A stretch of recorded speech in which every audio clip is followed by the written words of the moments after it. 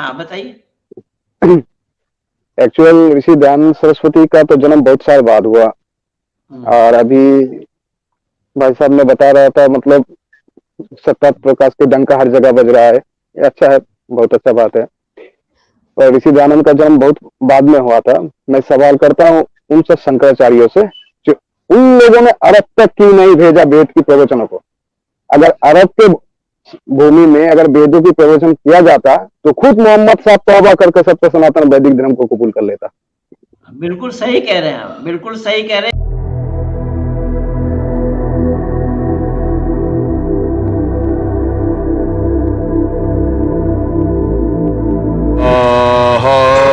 अथ कान्तं प्रवक्ष्यामि कुण्डली चेतनादिकम् सहस्रनाम सकलम् कुण्डलिन्या प्रियं सुखम् अष्टोत्तरं महापुण्यं साक्षात् सिद्धिप्रदायकम्। नमस्ते आर्य जी। ये हमारे विप्लव मंडल जी का नाम मैं कई बार आप लोगों को लिया हूं, वीडियो में भी बताया हूं। विप्लव मंडल वो शख्सियत है, प्रोफेसर है, लेकिन समय का अभाव है बहुत, इसलिए उनका दर्शन होना मुश्किल होता है।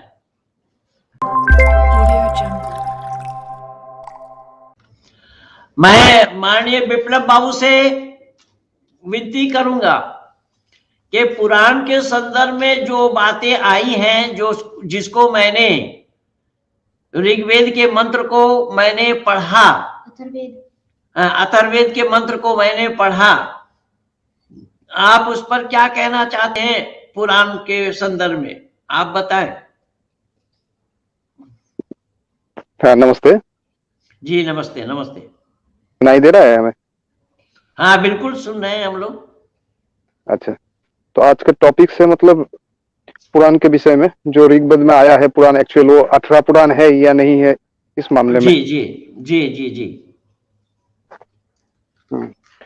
तो संदीपन जी स्लाइड जरूर करिए। अब बहुत सारा बात ऐसा हो गया कि बहुत सारा लोग ऐसा कहता है जो पुराणों का चर्चा है तो वो 18 पुराण यानी ये जो भागवत वगैरह जो है उसको शायद, पर एक्चुअल बात वो नहीं है। एक्चुअल वहाँ जो पुराण शब्द है उससे ब्राह्मण ग्रंथ को बताया गया है। और मैं सिर्फ बताऊंगा ही नहीं, पूरा रेफरेंस भी दूंगा। एक मिनट।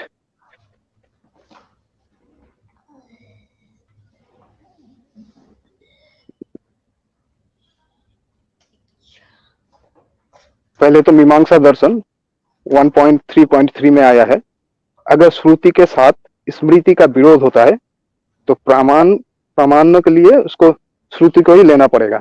जैसे अगर वेद के विरुद्ध कोई और आ जाता है तो वेद को ही मानना पड़ेगा। ठीक उसी तरह व्यास संहिता जो है जिसका 1.4 में आया है कि अगर श्रुति स्मृति और पुराणों में विरोध हो तो पहले तो श्रुति को मानना पड़ेगा, फिर स्मृति को, फिर पुराणों को। तो यहाँ पे जो मतलब पुराण बताया गया है इस सिलसिले में मैं बताऊंगा। अब देखिए, ये जो मतलब जो लोग बता रहा है कि जो पुराण है वो व्यासदेव मुनि ने लिखा है, जबकि व्यासदेव मुनि लिखा ही नहीं। किसी दिन और टॉपिक्स में ये मैं जरूर बताऊंगा। हाँ, तो बहुत सारे लोग इसी का रेफरेंस देने की कोशिश करता है, पर उन लोगों का मतलब टाइम लेंथ पता नहीं है। मतलब पहले कौन था, उसके बाद कौन। जैसे व्यासदेव जिसने महाभारत लिखा है उससे बहुत पहले ही रामायण लिख चुका था ऋषि वाल्मीकि ने। उससे ही पहले जो वेदांग का गृह सूत्र है वो भी लिखा जाता है, आरण्यक भी उससे पहले का है। ठीक इसी तरह बहुत सारा किताबें हैं जहां में पुराण का जिक्र आता है।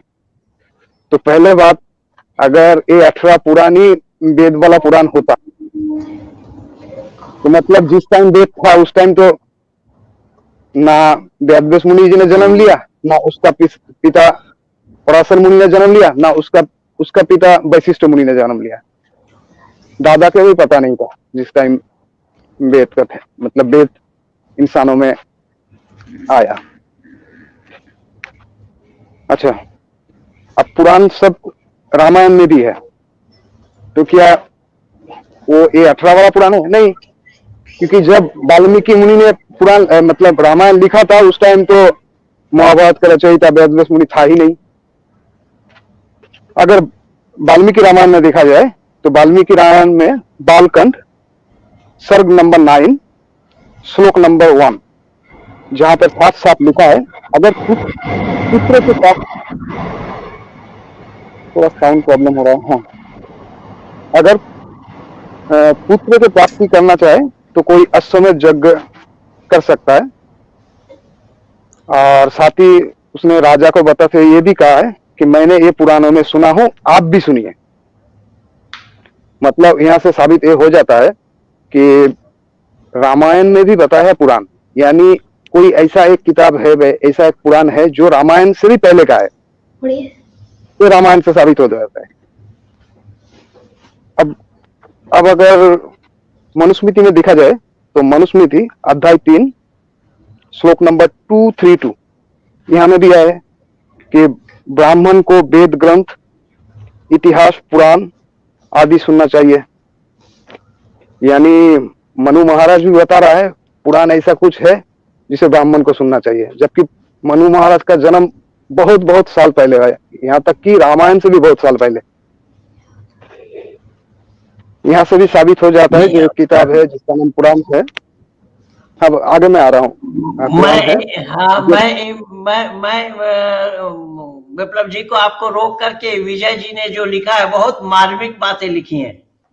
विजय आर्य ने लिखा है कि पुराण 19 है।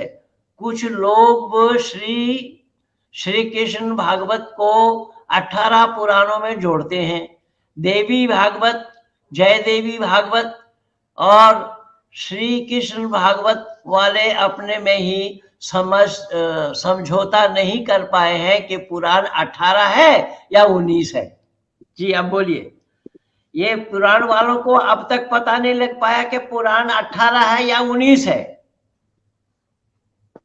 और अपने विप्लव जी भी यही बोल रहे हैं कि पुराण क्या है, किस काल में। हाँ, एक्चुअल पुराण जो देवी भागवत होता है ना, देवी भागवत वो मतलब उप पुराण में आता है, वो पुराणों में नहीं, महापुराणों में नहीं आता है, उप पुराण में आता है। हाँ, यहाँ तक तो बात सही है। अच्छा ठीक है, तो मैं अपना टॉपिक्स में आ रहा हूँ फिर। जी। अच्छा, अगर अस्सलाइन गृह सूत्रम देखा जाए तो वहां में भी पुराण सुनने का जिक्र है, जिसका रेफरेंस है 3.2.6।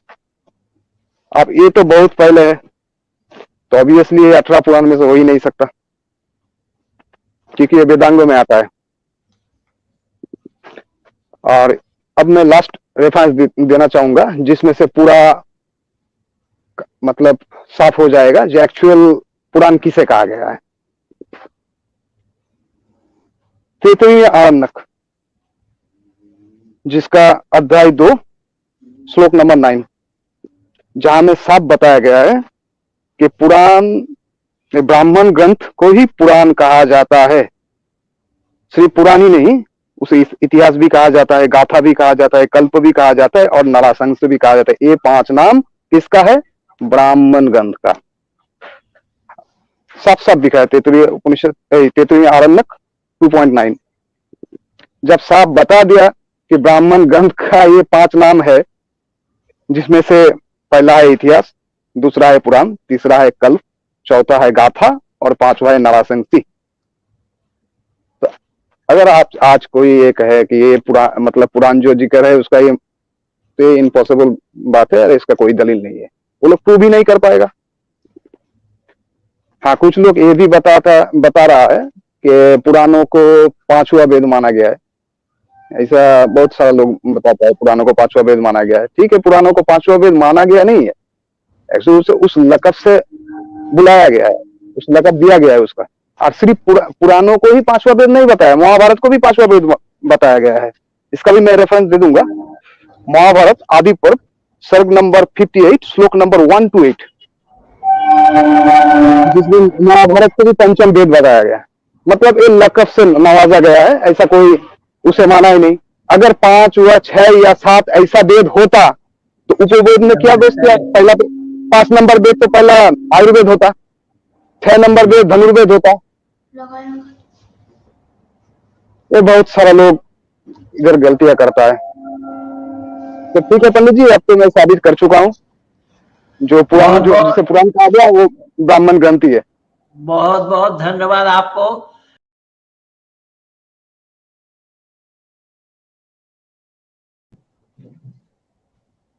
हाँ पंडित जी, कुछ बताना चाहता हूँ मैं। हाँ जी, बताइए। एक्चुअल आपने नाम लिया है मुफ्ती फजल हमदर्द साहब की, जी तो उसका वीडियो मैंने भी देखा, तो उसका बातों पे तो मुनाफिक छुपा हुआ है। जैसे एक वीडियो में उसने बताया जी कोई मतलब तर्जुमा जिसने मतलब कुरान का किया है, कुछ गलत किया है। तो भाई कुछ गलत किया है तो आप क्या बता रहे हो उस मामले में कि नहीं मैं उसे अच्छा भी नहीं कहता, बुरा भी नहीं कहता। तो भाई आपको अच्छा बुरा कहने का, जो सही है उसको सही बताना चाहिए ना। अरे वो तो कुरान कह रहा है ना इस बात को कुरान हाँ, कह मुज़ब्ज़बीन बैन ज़ालिका ला इलाहा हाउला ला इलाहा बस हाउला वही वला बात है। इलाहा हाउला। हाँ, ला जैसे इलाहा आला हाउला वला इलाहा हाउला। जैसे आला हजरत को लगा कि उलमाए देवबंद गुस्ताख रसूल है, उसको हाँ लगा इसीलिए फतवा निकाला ना। हाँ तो ये भी तो कर सकता था, ठीक है भाई तुम जो करते रहो, मुझे कुछ बताना भी नहीं। तो मुफ्ती फजल हफ्दा का ऐसा बात कहे कि नहीं मुझे कुछ अच्छा भी नहीं बोलना है, बुरा भी नहीं बोलना है, कम से कम उसको बताना पड़ेगा ना। ये मुफ्ती फजल अंदर बात यहाँ से मुनाफिका साबित होता है। बिल्कुल बिल्कुल।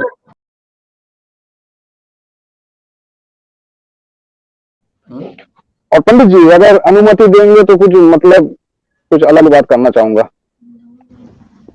जी जी 5 मिनट ले दो, 5 मिनट।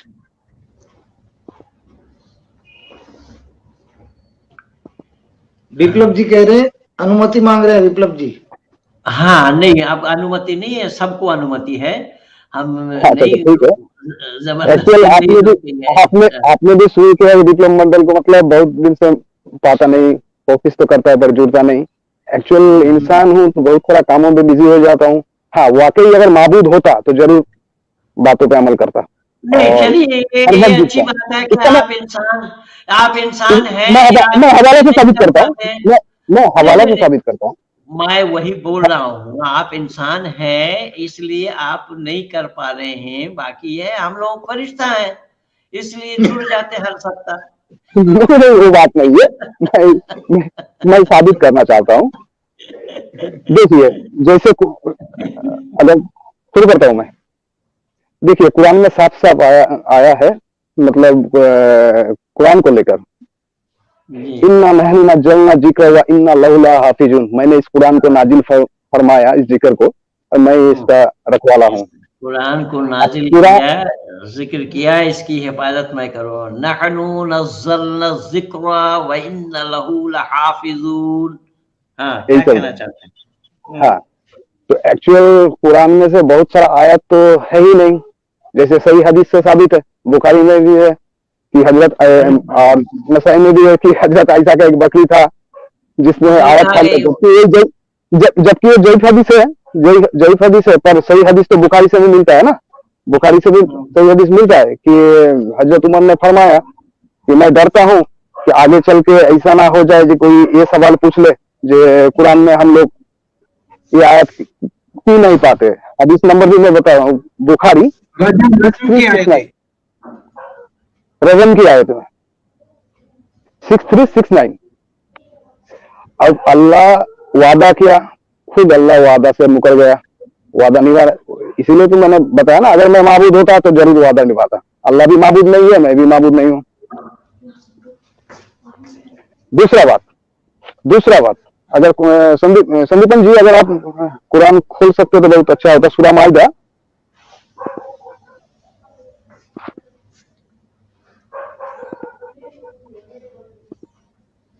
हाँ सूरह माइदा खोल रहा हूँ। हाँ सूरह माइदा आयत नंबर 67। 67 ठीक है। 67 समय सेकंड हाँ, जरूर, 67 हाँ 67 67 सूरह हाँ। 5 आयत 67। हाँ मिल गया। इंग्लिश में है, हिंदी में होता अच्छा होता। समय लगेगा, उतना अच्छे से नहीं आता जी। हाँ मैं पढ़ देता हूँ, आप आयत सामने भी रख सकते हैं। इस आयत में बहुत गौर करने की बात है। ये रसूल जो हुक्म तुम्हारे परवरदिगार की तरफ से तुम पर नाजिल किया गया है, पहुंचाया गया है, अगर तुमने ऐसा ना किया तो तुमने से कोई पैगाम को नहीं पहुंचाया और खुदा तुमको लोगों से महफूज करेगा। अब खुदा यहाँ कह रहा है कि रसूल को मतलब इंसानों से महफूज करेगा।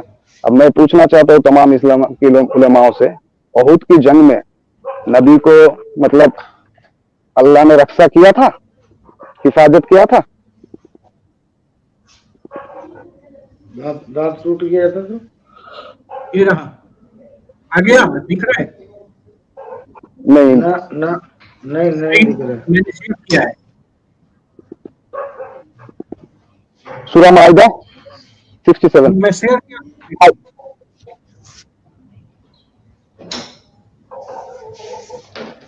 वहाँ पंडित जी के वहां से करना पड़ेगा।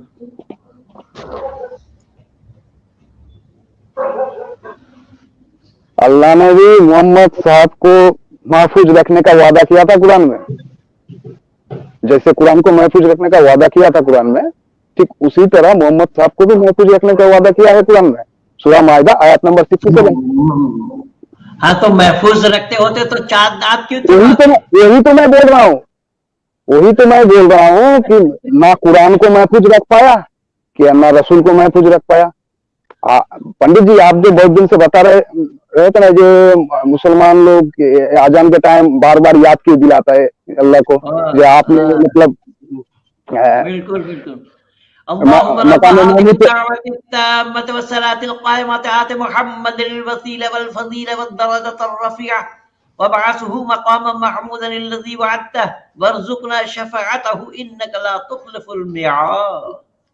बोला मकाम महमूद पे खड़ा करने के लिए बताया ना। तो एक्चुअल बात ये है कि वो अल्लाह को याद नहीं दिला रहा है। अल्लाह दो बार मिस किया है, मतलब वादा खिलाफी किया है, तीसरी बार ना कर दे इसी डर से पुकार रहा है, बार बार बता रहा है, याद नहीं दिला रहा है। 2 बार अपना जुबान से निकल गया अल्लाह ने, तीसरी बार नाम उतर गया है, इसीलिए इसके लिए रिक्वेस्ट कर रहा है। नहीं तो आप ही जो खुद रहमतुल्लिल आलमीन, उसकी रहमत का दुआ लगेगा क्या? उसके लिए दुआ चाहने का कोई कारण ही नहीं बनता। अगर जो खुद रहमतुल्लिल आलमीन उसके लिए अगर दुआ लगे तो वह तमाम इंसान तो फिर कोई बात ही नहीं। तो यही है कारण जो ना अल्लाह से ना कुरान का रखवाला हो पाया और ना नबी का रखवाला हो पाया। अब डर रहा है मुसलमान, पुकार रहे अल्लाह को, कम से कम मोहम्मद साहब को तो जन्नत में मतलब मकाम महमूद में खड़ा तो कर दो। यही बात है। हाँ बताइए। एक्चुअल ऋषि दयानंद सरस्वती का तो जन्म बहुत साल बाद हुआ, और अभी भाई साहब ने बता रहा था मतलब सत्ता प्रकाश के डंका हर जगह बज रहा है। अच्छा है, बहुत अच्छा बात है। और ऋषि दयानंद का जन्म बहुत बाद में हुआ था। मैं सवाल करता हूँ उन सब शंकराचार्यों से जो उन लोगों ने अरब तक क्यों नहीं भेजा वेद की प्रवचनों को। अगर अरब के भूमि में अगर वेदों की प्रवचन किया जाता तो खुद मोहम्मद साहब तौबा करके सत्य सनातन वैदिक धर्म को कबूल कर लेता। बिल्कुल सही कह रहे हैं आप, बिल्कुल सही।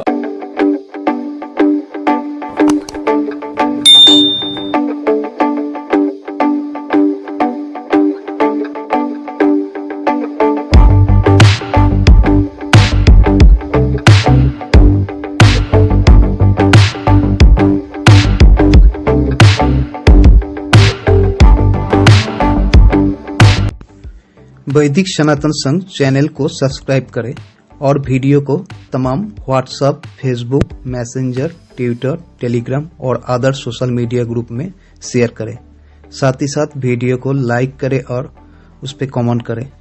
यूट्यूब के रूल्स अनुसार आप जब वीडियो को लाइक करते हैं, उस पर कमेंट करते हैं, तो यूट्यूब उस वीडियो को ज़्यादा से ज़्यादा लोगों के पास भेज देता है देखने के लिए, और तेजी से चैनल की वीडियो का रीच भी बढ़ जाता है। इसलिए वीडियो को लाइक करें और उस पर कमेंट करना ना भूलें। आप अगर इस वीडियो को वैदिक सनातन संघ फेसबुक पेज में देख रहे हैं तो तमाम ग्रुपों में शेयर कीजिए। नमस्ते के साथ मैं विप्लव मंडल आर्य। सबको धन्यवाद। छोटी सी बात फिर दोहराऊंगा मैं, आप लिख सकते हैं तो लिखिए, अगर बोल सकते हैं तो बोलिए, और चिल्ला सकते हैं तो चिल्लाइए, और अगर इन तीनों कामों को भी नहीं कर सकते तो जो चिल्ला रहा है उसके साथ खड़े हो जाइए।